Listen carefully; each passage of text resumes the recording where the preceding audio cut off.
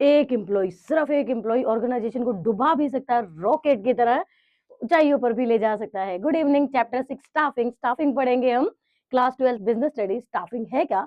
Staffing is filling positions and keeping it filled in an organisation.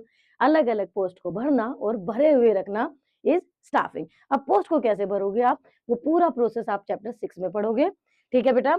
अब post पे किसी ना किसी को अपॉइंट करना है आपने, और उसे अपॉइंट करने के लिए आपका पूरा प्रोसेस होगा, स्टेप्स होंगे, और वो हम सीखेंगे चैप्टर 6 में। बट वो सीखने से पहले आप सीखेंगे स्टाफिंग का मतलब क्या है।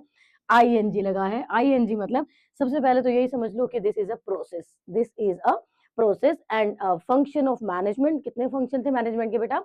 POSDC। इसी में तीसरा फंक्शन हुआ कि चौथा फंक्शन हुआ, बताओ? Planning, organising, staffing. तो this is third function of management, staffing. Planning and organising के बाद आने वाला फंक्शन स्टाफिंग, और डायरेक्टिंग और कंट्रोलिंग से पहले आने वाला फंक्शन स्टाफिंग। तो आप देखो बेटा, staffing is the managerial function. कौन सा फंक्शन था? POSDC। इसमें से ये जो S है ना, ये हमारा है स्टाफिंग। फाइंडिंग, सबसे पहले आपको फाइंड करना है एम्प्लॉयज को जो आपको जरूरत है।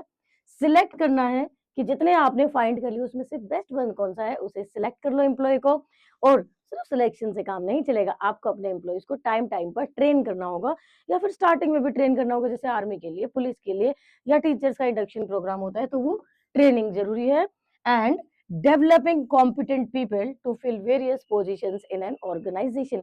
Competent means helps one to perform better than others. जब आप औरों से अच्छा परफॉर्म कर सकते हो, means you are enough competent. Clear है बेटा? तो putting the right person at right job. Staffing is to put right person at right job. Staffing की इंपॉर्टेंस क्या है, क्यों स्टाफिंग होना चाहिए, क्यों जरूरी है? भाई ऑब्वियस है, कोई बिजनेस शुरू करोगे, काम करने के लिए लोग तो चाहिए ही, उन्हीं लोगों को पोजीशंस को भरना स्टाफिंग है। अब ठीक है, चलो हो गया, काम कर रहे हो ऑलरेडी, बहुत सारे एम्प्लॉयज आपकी ऑर्गेनाइजेशन में काम कर रहे हैं, 70 लोग काम कर रहे हैं, क्या कभी कोई जॉब नहीं छोड़ेगा? क्या कभी कोई बीमार नहीं होगा? तो जब भी एक पोजीशन खाली हो जाती है, उसी पोजीशन पर आपको कुछ नए बंदे लाने हैं, दैट इज ऑल्सो स्टाफिंग। कि filling the positions and keeping it filled. पहले तो पोजीशंस फिल करो, और उन्हें हमेशा भरे हुए भी तो रखना है। अब as commerce teacher, if I am teaching you in the school, और 60 की एज में, या जब कभी भी मैं रिटायरमेंट ले लूंगी, तो क्या स्कूल में कॉमर्स टीचर नहीं होगा? ऑब्वियस होगा, कोई तो होगा। School will hire new commerce teacher, that is part of staffing. अब हमारा स्टाफिंग क्यों जरूरी है? सबसे पहला तो वही, right person for the right job. Commerce subject के लिए कॉमर्स टीचर रखेंगे, साइंस सब्जेक्ट के लिए साइंस टीचर रखेंगे, और लैब्स के लिए लैब असिस्टेंट भी रखेंगे। Better utilisation of human resources. अभी अभी मैंने आपको कहा कि कॉमर्स पढ़ाने के लिए कॉमर्स टीचर, साइंस के लिए साइंस टीचर, और लैब्स के लिए लैब असिस्टेंट भी चाहिए। मैंने ये तो नहीं कहा कि कॉमर्स वाले स्टूडेंट को तुम लैब असिस्टेंट बना दो, क्योंकि भाई वो क्वालिफिकेशन मैच नहीं करती। Right person at right job देकर ही आप अपने रिसोर्सेज का बेस्ट यूज कर सकते हो। फिर है, जब आपने राइट पर्सन को राइट जॉब दी ना बेटा, तो उसकी एफिशिएंसी इंक्रीज होगी, उसकी परफॉर्मेंस इंक्रीज होगी। As a commerce teacher, as a commerce student, जब मैं कॉमर्स टीचर बनी तो मैं अच्छा पढ़ा पाऊंगी, ज्यादा रियल वर्ल्ड में जाकर, ज्यादा एग्जांपल्स के साथ, ज्यादा क्लैरिटी के साथ, और रिजल्ट ओरिएंटेड पढ़ा पाऊंगी। ऐसी एक वर्कर जो जिस काम के लिए स्किल्ड है, जिस काम के लिए उसके पास नॉलेज है, ट्रेनिंग है, उसे वही दो, तो बेटर एफिशिएंसी होगी विदाउट वेस्टेज, और मैक्सिमम प्रॉफिट भी तो होगा। improves efficiency and performance, helps in growth and expansion। और जब बिल्कुल बेस्ट यूज हो रहा है, मिनिमम कॉस्ट में काम हो रहा है, तो क्या होगा? Organisation step by step grow करेगी। Ensure survival and adaptation. Employees हैं आपके पास, तो सर्वाइवल जरूरी है, ऑब्वियस हो जाएगा। And adaptation, adaptation means to adapt changes. आयुष improve job satisfaction and morale. जब एक ऑर्गेनाइजेशन में एम्प्लॉयज होते हैं और उनकी बेटर केयर की जाती है, टाइम पे रेम्यूनरेशन देना, उनकी ग्रीवियंसेस को सॉर्ट आउट करना, तो इसका मतलब है कि दे आर सेटिस्फाइड, उनका मोरल हाई रहता है, और जॉब लीव करके नहीं जाते, जो कि आपका कौन सा प्रिंसिपल है चैप्टर 2 में? Stability of tenure. क्लियर बेटा? तो आपने सीखा कि स्टाफिंग क्या है और स्टाफिंग की इंपॉर्टेंस क्या है। ये सीखने के बाद आप आगे आ गए। Staffing as a part of HRM, human resource management का पार्ट स्टाफिंग क्यों है? तो HRM, सबसे पहले इसकी आपको फुल फॉर्म याद रखनी है, that is human resource management. HRM, staffing को क्यों आप एज HRM कहते हो? Staffing as a part of HRM। या तो क्वेश्चन आएगा, नहीं और आएगा तो 3 नंबर का आएगा। ठीक है बेटा? HRM refers to specialised branch of management. Specialised branch है मैनेजमेंट की और आज के टाइम में इसकी रिक्वायरमेंट ज्यादा बढ़ती जा रही है। ये किससे डील करती है बेटा?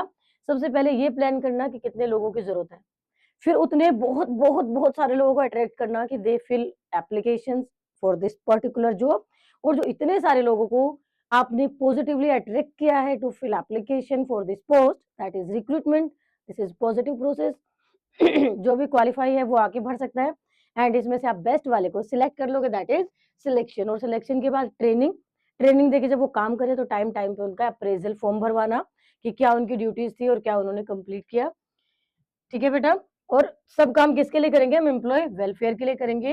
तो HRM refers to specialised branch of management dealing with planning, recruitment. Recruitment is positive process जिसमें बहुत सारे लोग अलाउड है अपनी जो आपने पोस्ट निकाली उस पोस्ट को फिल करने के लिए, उस पोस्ट को लिए अप्लाई करने के लिए।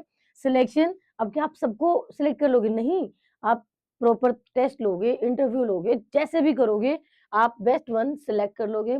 और जो बेस्ट वन जितने आपको चाहिए थे उतने सिलेक्ट करने के बाद क्या करोगे? आप ट्रेन करोगे उन्हें, और ट्रेन करने के बाद वो जब काम करने लग जाएंगे तो टाइम टू टाइम आप फिल कराओगे परफॉर्मेंस अप्रेजल, और इससे होगा आपके एम्प्लॉय का वेलफेयर। वो आपको वेलफेयर का पूरा ध्यान देना है। क्यों ध्यान देना है बेटा? तभी तो उनका मोरल हाई रहेगा, तभी तो वो अपना बेस्ट देंगे, तभी तो ऑर्गेनाइजेशन को छोड़कर नहीं जाएंगे, तभी तो वेस्टेज नहीं करेंगे। तो अपने एम्प्लॉयज को खुश रखना सीखो। अब हम पढ़ते हैं duties of HRM, functions of HRM. एक टीचर ने हाफ डे लीव ली और उसकी 1.5 दिन की सैलरी कट गई, तो बताओ क्या करेगा टीचर? मोटिवेट होगा कि अरे वाह बहुत बढ़िया हो बहुत बढ़िया हो, या डीमोटिवेट हो जाएगा? ये आपको सोचना है। जब भी आप काम करें बिल्कुल सही तरीके से काम करना है, अपने एम्प्लॉयज के वेलफेयर के लिए करना है और रूल्स के अकॉर्डिंग करना है। मैं ये नहीं कहती कि रूल ब्रेक करो। अब बताओ यहाँ कौन सा रूल ब्रेक हुआ, ये आपको देखना है। ठीक है? रूल मीन्स 14 प्रिंसिपल्स, उनके रिवीजन हमेशा साथ साथ किया करो। तो यहाँ आ गया duties of HRM, functions of HRM. ये जो अभी अभी आपने पढ़ा था ना कि प्लान करना, रिक्रूट करना, सिलेक्ट करना, वो सारे पार्ट एचआरएम के हैं बेटे। तो सबसे पहले देखो कितना आसान है। सबसे पहले प्लान किया आपने कि कितने लोगों की जरूरत है, workforce and workload analysis. Recruit करना, सिलेक्ट करना, recruitment is positive process, anyone can fill for application. आपके यहाँ पोस्ट के लिए अगर वो इनफ क्वालिफाइड है तो वो अप्लाई करेगा। And selection is a negative process. Negative क्यों है बेटा? क्योंकि आप बेस्ट वन को सिलेक्ट करते हो, बहुत सारों को मना कर देते हो, जाओ जाओ जाओ, नहीं चाहिए नहीं चाहिए नहीं चाहिए, अच्छा तुम फाइनल हो गए, तुम रुक जाओ। तो दैट इज सिलेक्शन। और सिलेक्शन के बाद मैंने अभी आपको कहा ना कि हम टीचर्स का इंडक्शन प्रोग्राम होता है। इंडक्शन का मतलब होता है या ओरिएंटेशन का मतलब होता है कि what is our work culture, हम कैसे करते हैं, हम क्या करते हैं। फिर है ट्रेनिंग एंड डेवलपमेंट। आपको अपने एम्प्लॉयज को ट्रेनिंग देनी होती है, ऑन द जॉब दे दो या ऑफ द जॉब दे दो, कैसे भी दे दो। और जब आप ट्रेनिंग दे रहे हो तो धीरे धीरे धीरे धीरे डेवलपमेंट हो जाएगी उनकी। परफॉर्मेंस अप्रेजल आपको फिल करवाना है। परफॉर्मेंस अप्रेजल क्या होता है? एक डॉक्यूमेंट है जिसमें आप ये फिल कराते हो क्या क्या ड्यूटीज थी, कौन सी तो पूरी कर दी बहुत बढ़िया से, कौन से धपाक से गिरे नहीं कर पाए। करियर प्लानिंग कि उनकी प्रमोशन होनी है, ट्रांसफर होना है। कॉम्पेंसेशन एंड सैलरी मैनेजमेंट, उनको कॉम्पेंसेशन एंड सैलरी मैनेजमेंट भी देखना है। कुछ प्रॉब्लम हो गई, कुछ गलती हो गई, कुछ दिक्कत हो गई तो उन्हें उनकी उनके लिए आपको कॉम्पेंसेशन देना पड़ सकता है। एम्प्लॉय वेलफेयर एंड सेफ्टी, आपको उनके वेलफेयर का ध्यान रखना है। साथ में उन्हें healthy and safe working conditions भी देनी है। साथ में उनको healthy and safe working conditions भी देना है ताकि वो रेगुलर रहे, अपना बेस्ट करें, मैक्सिमम यूटिलाइजेशन विदाउट वेस्टेज के साथ।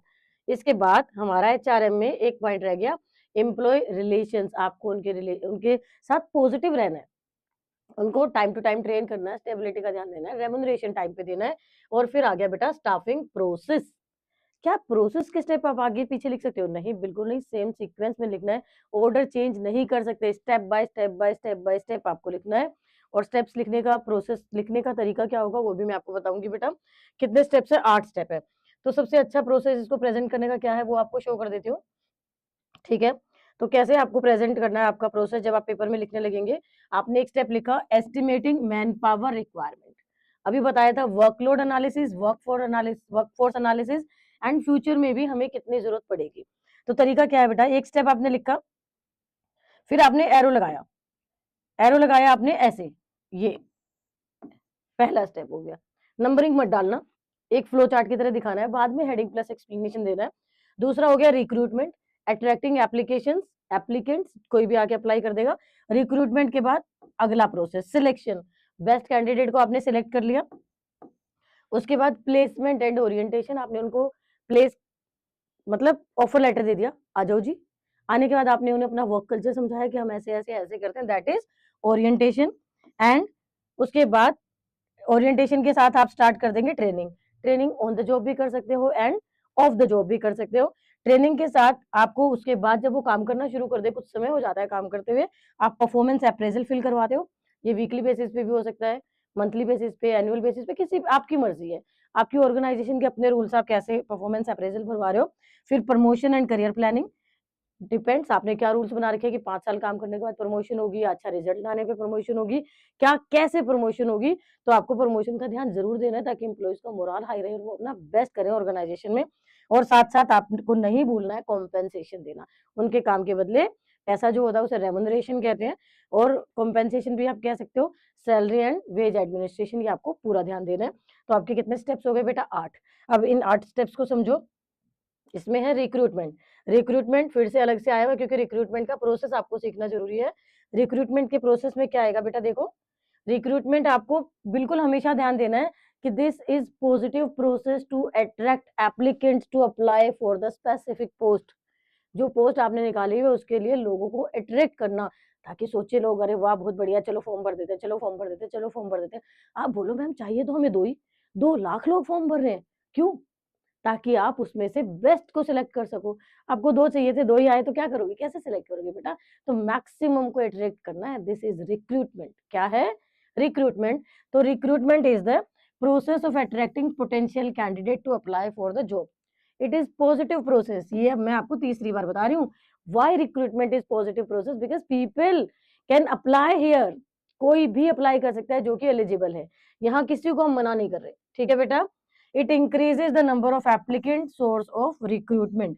अब जो आपने रिक्रूटमेंट करनी है ना बेटा, रिक्रूटमेंट में आप इंटरनल सोर्स भी यूज कर सकते हो और एक्सटर्नल सोर्स भी यूज कर सकते हो। कैसे? देखो, हमारी हिंदी की टीचर मैटरनिटी लीव पर चली गई, तो जूनियर टीचर को प्रमोट कर दिया गया कि ठीक है, क्या आप ये क्लास पढ़ा सकते हो? हाँ मैं पढ़ा सकती हूँ। तो ओके, तैयारी कर लो, कल से क्लासेस लेनी शुरू करो। That is promotion. That is promotion की जो नीचे वाले लेवल पे काम कर रहे थे लोग, और अगर वो अच्छा करते हैं, they have enough capable and qualified, जो भी क्वालिफिकेशन रिक्वायर है, तो आप उसे प्रमोट करके अगली पोस्ट पर ले आओ। इससे बाकी सब एम्प्लॉइज का मोरल हाई रहता है, और जैसे आपने प्रमोट किया ना बेटा, वो और अच्छे से काम करता है। फिर है transfer, one branch to another branch, one state to another state. आप एक ब्रांच से दूसरी ब्रांच में ट्रांसफर कर सकते हो, या एक डिपार्टमेंट से दूसरे डिपार्टमेंट में ट्रांसफर कर सकते हो। ट्रांसफर कैसे करते हो बेटा?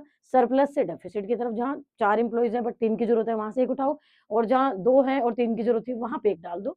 That is transfer. या फिर कुछ बैंक्स जैसे होते हैं, वो टाइम टाइम पे ट्रांसफर करते रहते हैं ताकि सबको इक्वल मौका मिले बड़े बड़े शहरों में रहने का। फिर है मेरिट्स ऑफ इंटरनल सोर्सेज। अब जो हमने इंटरनल सोर्सेज रख लिए, उसके कुछ तो फायदे हैं बेटे और कुछ नुकसान है। कुछ तो फायदे हैं और कुछ तो नुकसान है इंटरनल सोर्सेज के। तो फायदे और नुकसान दोनों पढ़ लेते हैं। ये पेपर में कैसे आएगा? कोई डायरेक्ट पूछने के लिए नहीं आएगा कि लिख दो इंटरनल सोर्सेज के फायदे और नुकसान।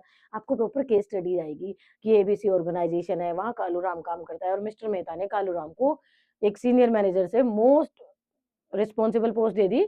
उसके पास अब लॉकर की चाबी रहने लगी, वो ट्रेजरर बन गए और उनकी सैलरी भी डबल हो गई। तो बताओ क्या था ये? क्या क्या आइडेंटिफाई द कॉन्सेप्ट, कुछ नहीं बताया जाएगा। Identify the concept. तो आपको उसको समझना है, और सबसे पहले तो ये देखना है कि बिजनेस स्टडीज के कौन से चैप्टर से है। जब आप ये समझ जाओगे ना, बात हो रही है उसकी पोस्ट की, बात हो रही है उसे अगला अगला लेवल देने की, तो ऑब्वियस है स्टाफिंग चैप्टर है।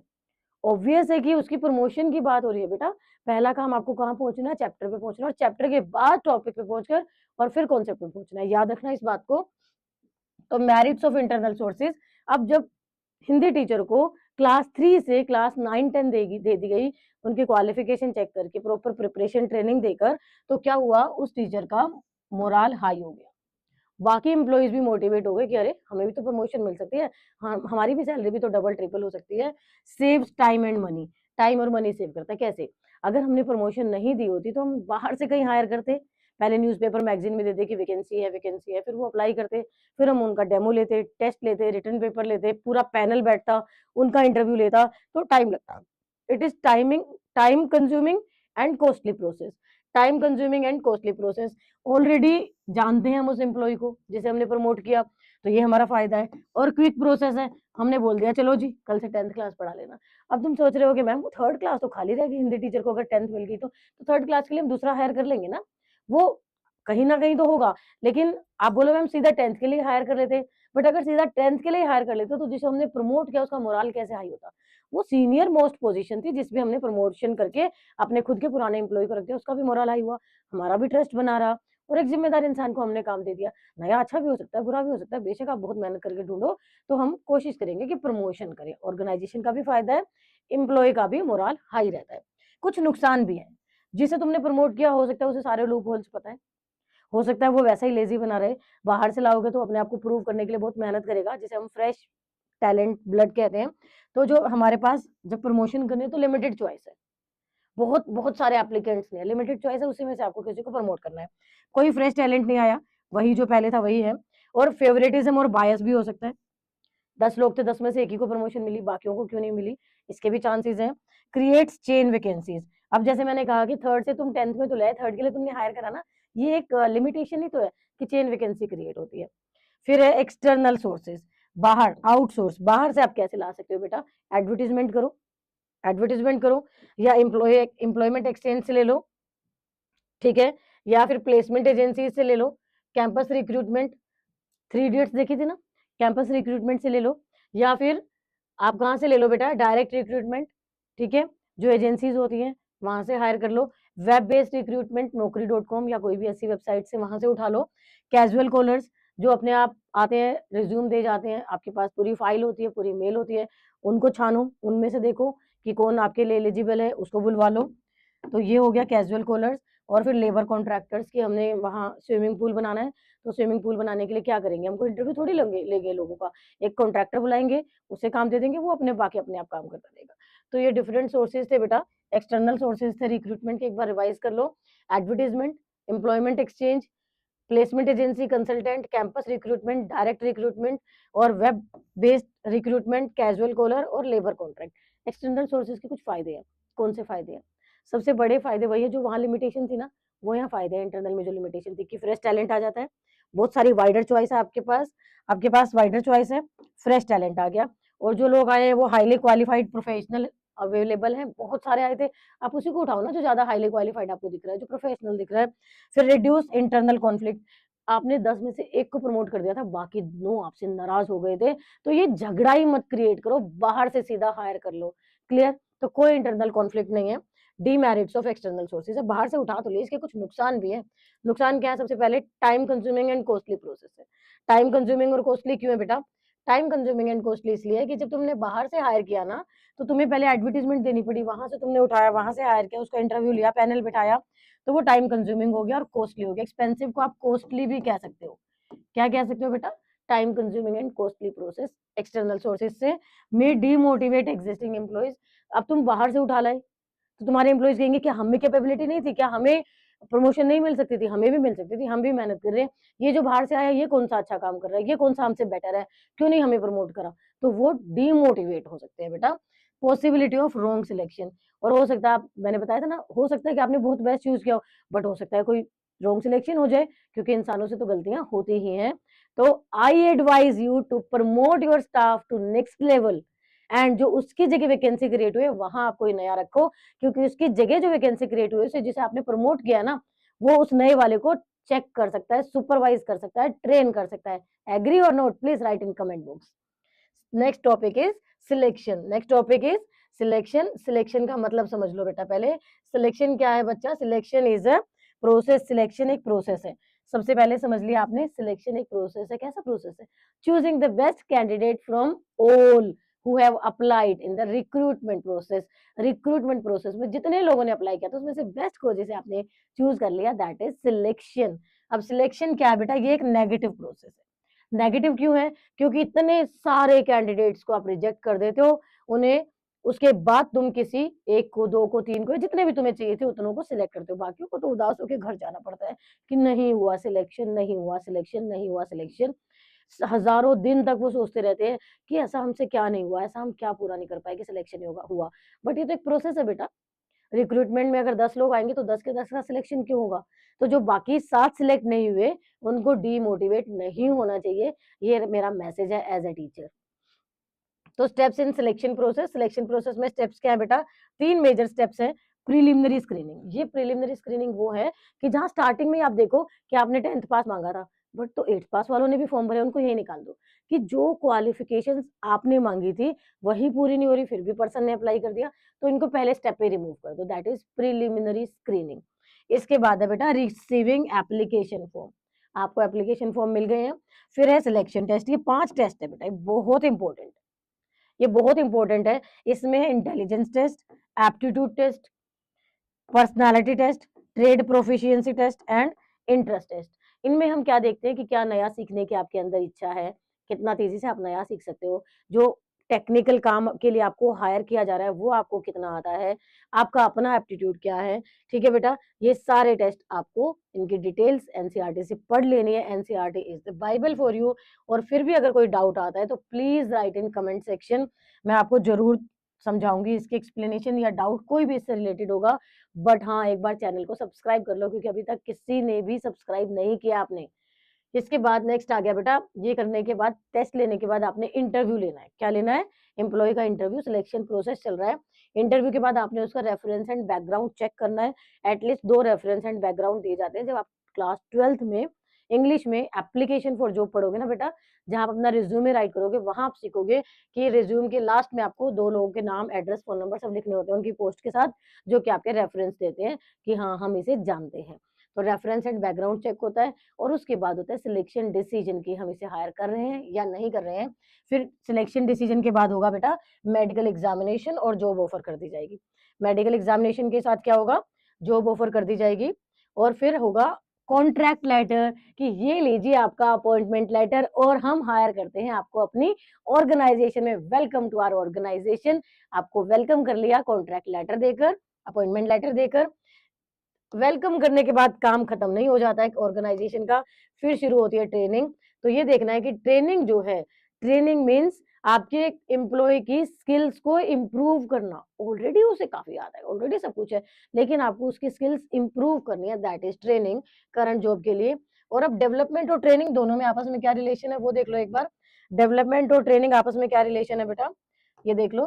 ट्रेनिंग तो अभी मैंने आपको बताया, improving employee skill for current job, आपके एम्प्लॉय की स्किल्स को इम्प्रूव करना करंट जॉब के लिए। अब डेवलपमेंट क्या हो गया बेटा? Preparing employee managers for future role and growth. Current role के लिए जब आप सिखाओगे that is training, and future goal के लिए जब आप सिखाते हो टाइम पे, that is development. Clear? Now difference between training and development, सबसे डिफरेंट क्वेश्चन है ये, ट्रेनिंग और डेवलपमेंट। सबसे पहले ट्रेनिंग तो प्रेजेंट पे फोकस करती है, और डेवलपमेंट फ्यूचर पे। डेवलपमेंट मीन्स ओवरऑल ग्रोथ, ये जॉब रिलेटेड होता है, और ये फ्यूचर रोल के लिए ओवरऑल ग्रोथ है, ओवरऑल ग्रोथ सब आना चाहिए। इसका फोकस वर्कर्स पे होता है, और यहाँ फोकस मैनेजर्स पे होता है। ये देखो करंट जॉब के लिए नाम से ही पता चल रहा है, तो ये शॉर्ट टर्म हुआ, और ये तो हम फ्यूचर के लिए प्रिपेयर कर रहे हैं, इट मीन्स लॉन्ग टर्म हुआ। तो ट्रेनिंग आज के लिए और डेवलपमेंट आने वाले कल के लिए। ट्रेनिंग पे फोकस एम्प्लॉयज की तरफ होता है, और डेवलपमेंट में फोकस मैनेजर्स की तरफ होता है, हायर पोस्ट की तरफ हो सकता है। तो क्या एम्प्लॉयज को डेवलप नहीं करना? उनको भी करना है, बट पहले ट्रेन कर लो। तो ट्रेनिंग और development go side by side. Importance of training, training के क्या इंपॉर्टेंस है, क्या फायदे हैं? देखो बेटा, ट्रेनिंग के फायदे क्या सिर्फ मुझे एज एम्प्लॉय ही होंगे? ठीक है, होंगे। मुझे अच्छा समझ में आएगा, मैं अच्छा काम करूंगी, मेरा मोराल हाई रहेगा। जब मुझे काम आता है तो मतलब मुझे काम करने में इंटरेस्ट आएगा, इसका मतलब मैं लीव्स नहीं लूंगी, जॉब छोड़कर नहीं जाऊंगी, कोई गलतियां नहीं करूंगी। और गलतियां नहीं करूंगी तो मुझे अपने सुपीरियर से सुनने को भी नहीं मिलेगा, डांट भी नहीं पड़ेगी, और मेरा मोराल हाई रहेगा। और जब मैं सब कुछ इतना अच्छा करूंगी तो मेरी प्रमोशन भी हो जाएगी, सैलरी भी अच्छी हो जाएगी, शायद सैलरी बढ़ भी जाए। ये सारे हो गए मुझे फायदे as an employee. But organisation को क्या फायदे? देखो, मैं अच्छा काम कर रही थी, मैं टाइम पे आ रही थी, मैं रेगुलर आ रही थी, मैं वेस्टेज नहीं कर रही थी, मैं स्पेशलाइज हो गई। तो ये सारे फायदे मैं किसके लिए कर रही हूँ? ऑर्गेनाइजेशन के लिए कर रही हूँ बेटा। अब आप इन पॉइंट्स को पढ़ोगे ना तो आपको इजीली समझ में आ जाएगा, क्योंकि मैं रेगुलर हूँ, क्योंकि मैं ट्रेनिंग मिल चुकी है, और मैं अपने काम को बहुत बेहतर तरीके से कर रही हूँ। तो मेरी प्रोडक्टिविटी हाई हो गई, मेरी प्रोडक्टिविटी बढ़ गई, मैं गलतियां नहीं कर रही, काम को बहुत अच्छे से सीख चुकी हूँ, तो मेरी क्वालिटी भी इम्प्रूव हो गई। अब मैं काम को बहुत बढ़िया से कर रही हूँ, तो कोई नुकसान नहीं कर रही, कोई तोड़फोड़ नहीं कर रही, कुछ गलतियां नहीं कर रही, रिड्यूस एक्सीडेंट्स, सब एक्सीडेंट्स कम हो गए, प्रोडक्शन में कुछ भी नुकसान होते थे वो सब खत्म हो गए। लेस वेस्टेज, मैं एफिशिएंटली काम कर रही हूँ, स्पेशलाइज्ड हो गई हूँ, वेस्टेज बिल्कुल भी नहीं हो रही। हम जीरो वेस्टेज तो नहीं कह सकते, बट यस लेस वेस्टेज। और फ्यूचर रेडी वर्कर, अब मैं फ्यूचर के लिए रेडी हो गई। कैसे? कि जब मैं इतना अच्छा काम कर रही हूँ तो मैंने बताया ना कि हो सकता है आने वाले टाइम में मेरी प्रमोशन हो जाए, that is future ready workers. अब है ये, तुम बोलो कि मैम ये आपकी प्रमोशन हो रही है तो ऑर्गेनाइजेशन का फायदा कैसे है? प्रमोशन हो जाएगी तो ऑर्गेनाइजेशन का फायदा है, क्योंकि वो उसका पैसा बचेगा, उसका टाइम बचेगा, इसी एम्प्लॉय को आगे वाली पोस्ट पे हम ले जाएंगे। तो ये सारे के सारे फायदे किसको थे बेटे? ऑर्गेनाइजेशन को। तो मुझे एज एन एम्प्लॉय क्या फायदे होंगे? हायर अर्निंग, मेरी सैलरी बढ़ेगी, बेटर करियर ग्रोथ, मेरे करियर के आगे बहुत अच्छी अपॉर्चुनिटीज है क्योंकि मुझे काफी कुछ आ गया है। मोर कॉन्फिडेंस, मैं अच्छा कर रही हूँ तो कॉन्फिडेंट हूँ, yes I am doing good. Job security, जब मैं अच्छा कर रही हूँ तो क्यों कोई मुझे जॉब से निकालेगा? Job security, training and development के फायदे हैं बेटे ये। रिड्यूस्ड फियर एंड एंग्जाइटी, मैं अच्छा काम कर रही हूँ, मैं खुश हूँ, मैं गलतियां नहीं कर रही, मैं कॉन्फिडेंट हूँ। अब कॉन्फिडेंट हूँ तो फिर फियर एंड एंग्जाइटी कहाँ से आएगा? तो my dear students, always welcome training and development. कभी कुछ भी सीखने को मिले तो सीख लेना, कॉन्फिडेंस ही बढ़ेगा, कॉन्फिडेंस तो बढ़ेगा और फियर एंड एंग्जाइटी जाएगा डाउन। तो ट्रेनिंग एंड डेवलपमेंट को हमेशा पॉजिटिवली लो, सीखने के लिए हमेशा तैयार रहो। फिर है मेथड्स ऑफ ट्रेनिंग। ट्रेनिंग के मेथड दो तरीके से होते हैं बेटा, on the job end of the job. On the job, मैंने बिजली वाले भैया को बुलाया कि आ जाओ जरा ये लाइटें लगा दो, वो आए और अपने साथ एक हेल्पर ले आए। वो हेल्पर कभी उनको प्लास पकड़ा रहा था, कभी वायरिंग दे रहा था, कभी कुछ कर रहा था, सीढ़ी पकड़ के खड़ा हुआ था। और फिर जब मैंने दिवाली पे कुछ महीनों बाद दोबारा बिजली वाले भैया को कॉल करा तो उन्होंने कहा मैं नहीं आ रहा हूँ, मेरे साथ वाला आ रहा है। और दिवाली पे कुछ ही महीनों बाद जब वो आया तो जो साथ वाला प्लास पेचकस ही पकड़ा रहा था ना बेटा, वही पूरी दिवाली लाइट्स लगा गया, वही पूरी फिटिंग कर गया, वही सब सेटिंग कर गया। कैसे? उससे तो कुछ नहीं आता था, वो तो सिर्फ हेल्पर की तरह काम कर रहा था। That is on the job training. काम करते करते मास्टर वर्कर के साथ रह रहकर को वर्कर ने सीख लिया और अब वो खुद काम करने लगा। और सबसे अच्छी बात पता है क्या है? वो जो हेल्पर था ना, आज वो अपने खुद के साथ एक नया हेल्पर लाया था। इसका मतलब हेल्पर आज बन चुका है मास्टर वर्कर और उसके साथ एक नया हेल्पर है। अगर वो भी रेगुलर रहा तो आने वाले टाइम में वो भी मास्टर वर्कर बन जाएगा। क्लियर हुआ? तो that is on the job training. On the job training, employee learn while performing the job. Employee सीखते हैं जब काम कर रहे हैं, काम करते करते ही सीख जाते हैं। Employee learn while performing job, ये तो ठीक है, सीख लिया उसने, बिजली का काम कर रहा था। लेकिन अगर हवाई जहाज उड़ाना सीखना है तो पायलट क्या बोलेगा? चल आजा, आज तू बैठ ले, तुझे सिखा देता हूँ। Not possible. इस तरह की सोफिस्टिकेटेड मशीन्स के साथ जब काम करते हैं तो एक अलग एटमोस्फेयर, आर्टिफिशियल एटमोस्फेयर बनाया जाता है, वहां सिखाया जाता है, वहां ट्रेनिंग दी जाती है, and that is vestibule training. वो ऑफ द जॉब ट्रेनिंग होगी और वो मैं आपको अभी आगे बताती हूँ। तो ऑन द जॉब में हमने देखा कि काम करते करते एम्प्लॉय सीख लेते हैं, जिसे अप्रेंटिसशिप ट्रेनिंग कहते हैं। क्या कहते हैं बेटे? अप्रेंटिसशिप ट्रेनिंग कहते हैं। ये एक्सपीरियंस्ड वर्कर की सुपरविजन में होता है। जो बिजली वाले भैया के साथ उसका हेल्पर आया था, तो बिजली वाले भैया जो थे वो कौन थे? Experienced worker. उनकी सुपरविजन में उसने दूसरे पर्सन ने सीख लिया। Internship training. इंटर्नशिप ट्रेनिंग बेटा जब आपकी थ्योरी क्लास पूरी हो जाती है, जब थ्योरी का कोर्स पूरा हो जाता है, तब आप प्रैक्टिकल सीखने जाते हो, दैट इज इंटर्नशिप। जैसे आपने सीए के लिए सारी पढ़ाई कर ली, सारे एग्जाम पास कर लिए, अब किसी सीए के अंडर रहकर आपको काम करना पड़ेगा कि प्रैक्टिकल शेप कैसे देनी है थ्योरी वर्क को। तो अप्रेंटिसशिप क्या हुआ बेटा? बस कुछ पढ़ाई लिखाई नहीं, आपका बस थोड़ा समझ होनी चाहिए, हाथ पैर बढ़िया काम करने चाहिए आपके, आपने एक्सपीरियंस वर्कर को देखा और सीख लिया। लेकिन इंटर्नशिप में पहले थ्योरी क्लास पूरी करनी है, स्टूडेंट वर्ड दिया हमने स्पेशली, थ्योरी क्लास पूरी करनी है, फिर प्रैक्टिकल के लिए आगे जाना है। कोचिंग एंड मेंटोरिंग, कोचिंग ले लो, कोई मेंटोर बना लो जो आपको सिखा रहा है। जॉब रोटेशन, आज ये करेगा, कल दूसरा करेगा, फिर तीसरा करेगा, फिर चौथा करेगा, फिर पांचवा करेगा। इससे क्या होगा? जो उस काम को कर रहा है वो सीखता चला जाएगा। फिर यही बात, ये कोई स्किल जॉब नहीं हो सकती, ऐसा नहीं होगा, एक रूटीन नेचर के जॉब हो सकते हैं। Of the job training. Of the job training में क्या है बेटा? ऑफ द जॉब ट्रेनिंग मतलब यहाँ एक अलग जॉब जैसा एटमोस्फेयर क्रिएट किया जाता है जरूरत पड़ने पर, और वहां आपको सिखाया जाता है जो मैंने अभी अभी आपको बताया था ना। क्या बताया था? Vestibule training. क्या बताया था बेटे? वेस्टिब्यूल ट्रेनिंग, वो जो हवाई जहाज उड़ाना सिखाया था। Training in a separate hall using real equipments, एक ऐसी सिचुएशन बना के। क्यों? क्योंकि बहुत सोफिस्टिकेटेड मशीन्स के साथ काम करते हो, तो ये वेस्टिब्यूल ट्रेनिंग है, ऑफ द जॉब ट्रेनिंग है। ऑफ द जॉब में classroom lecture, seminars and conference, classroom lecture, seminars and conference, vestibule training, case studies देके, सिचुएशंस बता के, फिल्म या साइमुलेशन दिखाकर, सिखाकर, बताकर, ये आपको ऑफ द जॉब ट्रेनिंग दी जाती है। फिर है induction, orientation training. Orientation training, जब आपका सिलेक्शन तो हो गया, अब ये कहा जाता है, ये सिखाया जाता है कि देखो हम इस काम को ऐसे करते हैं, देखो हम अटेंडेंस रजिस्टर्स ऐसे बनाते हैं, देखो हम लॉगबुक कैसे बनाते हैं, देखो हमारा ये कल्चर है, देखो हम ब्लैक पेन यूज करते हैं, देखो हमें लॉकर की कीज यहीं रखे जाने। पूरे एटमोसफेयर से, एनवायरमेंट से जब आप अपने नए एम्प्लॉइज को अवगत करवाते हो, बताते हो, समझाते हो, सिखाते हो, दैट इज ओरिएंटेशन इंडक्शन। तो यहाँ क्या हुआ बेटा, induction is the process of introducing new employees. Process है, क्या प्रोसेस है, न्यू एम्प्लॉइज को ऑर्गेनाइजेशन के रूल, कलीग और जॉब रिस्पॉन्सिबिलिटी से इंट्रोड्यूस कराना। ठीक है, कैसे? गीता की नई जॉब लगी बैंक में, गीता बैंक गई, उसका पहला दिन था, मैनेजर उसे मिला और मैनेजर ने कहा आइए बैठिए, ये है आपकी टेबल, यहाँ आपको बैठना होता है, ये आपके रजिस्टर्स है, यहाँ आपको एंट्री करनी होती है, ये है सीता, ये है मीता, ये है रानी आंटी, ये दीदी है, ये हेल्पर है, ये मैनेजर सर का रूम है। तो ये सारी डिटेल जब एक प्रॉपर ग्रुप में दी जाती है, क्योंकि उस दिन 50 अलग अलग लोगों की हायरिंग हुई है डिफरेंट ब्रांचेस के साथ, तो वो 50 लोगों को अलग अलग कोई नहीं सिखाएगा, उन 50 लोगों को एक साथ एक पर्सन सिखा देगा, ट्रेन कर देगा और उनके जॉब रिस्पॉन्सिबिलिटीज बता देगा। क्लियर बेटा, दैट इज इंडक्शन। हम क्या करते हैं, हमारी ऑर्गेनाइजेशन में क्या होता है, फिर है it reduces anxiety and help in smooth adjustment. जो नए लोग हैं, इनकी एंग्जाइटी खत्म हो जाती है, उन्हें पता चल जाता है कि ऑर्गेनाइजेशन का वर्क कल्चर कैसा है, क्या तरीका है, कैसे है, और वो बिल्कुल स्मूथ तरीके से एडजस्ट हो जाते हैं। यहाँ फोकस किस पे, उनकी एंग्जाइटी खत्म करना, एडजस्ट करना। क्या इंडक्शन का फायदा सिर्फ एम्प्लॉइज को होता है? नहीं बेटा, कंपनी को भी तो होगा, ऑर्गेनाइजेशन को भी तो होगा। एम्प्लॉय तो उन्हीं के हैं, employees are the biggest asset of the organisation. Apprenticeship training, trainee worker under a master worker. बिजली वाले जो मेजर भैया थे वो मास्टर वर्कर थे, और जो हेल्पर 50 प्लास पेचकस पकड़ा रहा था वो ट्रेनी वर्कर था। Suitable for technical trade, technical कामों के लिए सब ठीक है। Long term learning of practical skills, लंबे टाइम में आप इजीली बहुत अच्छा सीख जाते हो।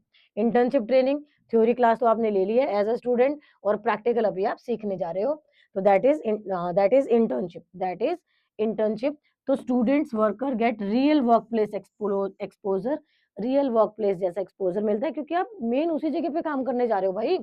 Combination of classroom knowledge with practical training, ये जो प्लस का बड़ा सा साइन है, इसे देख लो कि क्लासरूम नॉलेज और प्रैक्टिकल ट्रेनिंग दोनों का कॉम्बिनेशन है। क्या है बेटा? इंटर्नशिप। और फिर आपका आ गया मेजर वेस्टिब्यूल ट्रेनिंग, क्योंकि इसकी इंपॉर्टेंस ज्यादा है। यहाँ बहुत सोफेस्टिकेटेड मशीन के साथ काम करना सेपरेट ट्रेनिंग सेंटर में सिखाया जाता है। ये जैसे कि use in large manufacturing organisation, या prevent production loss and ensure safety, production loss खत्म करने के लिए, सेफ्टी एंश्योर करने के लिए। तो यहाँ हो गया आपका चैप्टर पूरा। कोई भी डाउट हो please right in comment section, और एग्जाम से सिर्फ पहले वाले दिन पढ़ने की आदत मत डालो, धीरे धीरे थोड़ा थोड़ा पढ़ते रहो। Business studies is very scoring subject, बहुत स्कोरिंग सब्जेक्ट है बेटा। जब भी जरूरत पड़ती है मैं गाइड करने के लिए आपके साथ हूँ, मैं हेल्प करने के लिए आपके साथ हूँ। बस आपको सीखते जाना है, देखते जाना है। एंड इस चैप्टर को एनसीईआरटी से जरूर पढ़ना।